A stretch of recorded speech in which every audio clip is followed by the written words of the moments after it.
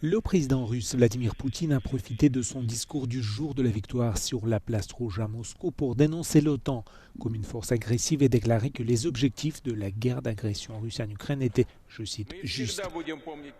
S'adressant à une foule étroitement surveillée, Poutine a affirmé que ses troupes affrontaient en Ukraine l'ensemble du bloc occidental tout en insistant sur le fait que la victoire restait certaine. Pourtant, l'invasion russe en Ukraine de grande échelle en cours depuis février 2022, lancée sous les slogans « à Kiev dans 3 jours », a déjà dépassé en durée la guerre de l'Union soviétique contre l'Allemagne nazie, la victoire dans laquelle est justement célébrée le 9 mai. En plus, les Russes ont même perdu en avril le peu de terrain en Ukraine qu'ils occupent, une première depuis l'été 2023.